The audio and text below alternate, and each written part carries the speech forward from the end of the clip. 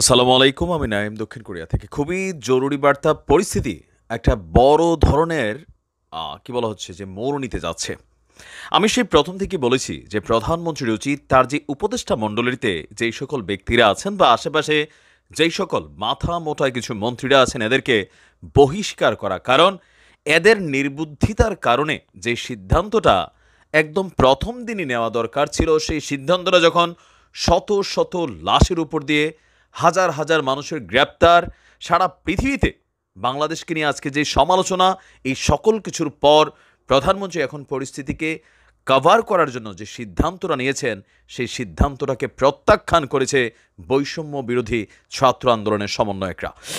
আসসালামু আলাইকুম প্রিয় দর্শক, RTV নিউজ চ্যানেলের পক্ষ থেকে আমি রুবেল হোসাইন আপনাদেরকে জানাই অসংখ্য ধন্যবাদ। প্রিয় দর্শক, এই মুহূর্তে কঠিন দাবা চাল দিচ্ছে প্রধানমন্ত্রী শেখ হাসিনা। দাবা খেতে পারেন তিনি। যখন দেখেছেন শিক্ষার্থীরা অসহযোগ্য আন্দোলন ঘোষণা করেছেন, এটি কিন্তু ভয়ঙ্কর আন্দোলন। পৃথিবীর মধ্যে যত আন্দোলন ছিল বা আছে তার মধ্যে সর্বাত্মক এবং কঠিন এবং ভয়ঙ্কর আন্দোলন হলো অসহযোগ্য আন্দোলন। দর্শক, শিক্ষার্থীরা কম চাপে কিন্তু এই আন্দোলন ঘোষণা দেননি। এখন প্রধানমন্ত্রী বলছেন যে তোমাদের জন্য রাস্তা খোলা, তোমরা আসো, আমি বসবো। দর্শক, তাহলে যখন প্রথম আন্দোলনটি গড়ে ওঠে তখন কোথায় ছিলেন? কিছু ঘাড় মোটা এমপি আছে এই দলের মধ্যে, আর এই ঘাড় মোটা এমপিদের কারণে আজকে তাদের নির্দেশে ছাত্রলীগ এবং যুবলীগ এই শিক্ষার্থীর ওপর বর্বর হামলা চালায়। শুধু তারা নয়, পুলিশ, বিজিবি, সেনাবাহিনী সবাই হামলা চালিয়েছে। আমরা দেখছি ভিডিও ফুটেজ, তার প্রমাণ।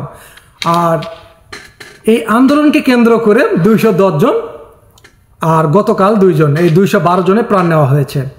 অনেক শিশু রয়েছে, শ্রমজীবী মানুষ রয়েছে, শিক্ষার্থী রয়েছে, অনেক গরিব মানুষ রয়েছেন, অনেক শিক্ষার্থীর ছোট ভাই বোন রয়েছে সে আন্দোলনে। পাখির মতো তাদেরকে গুলি করে মারা হয়েছে। একটি দেশে সরকার কিভাবে নির্দেশ দেয় যে শিক্ষার্থীকে গুলি করে মারেন?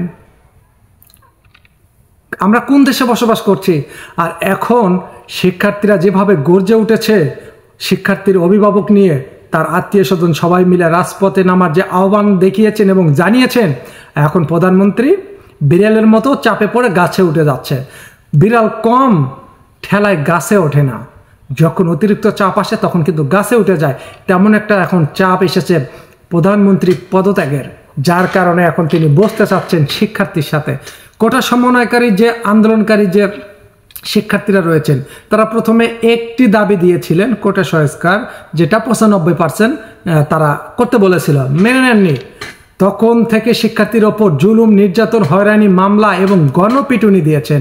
ভুলিনি, হলের ভিতরে ধরে শিক্ষার্থীকে সেই নির্যাতন করা হয়েছে, নির্বিচারে তাদেরকে হত্যা করা হয়েছে। তারপরে কি করা হয়েছে?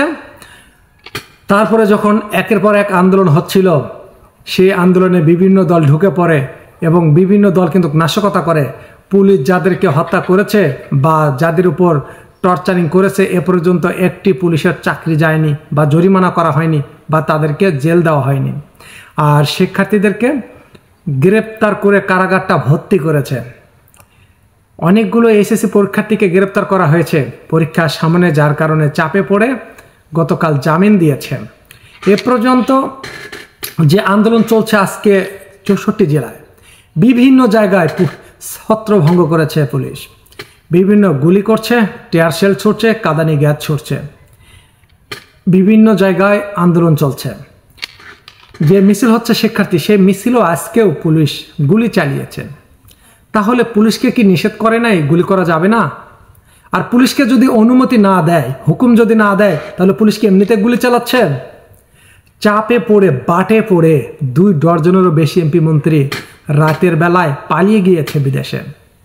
তারা দেশে নেই, কারণ দেখছে এখন বাঘ গর্জে উঠেছে।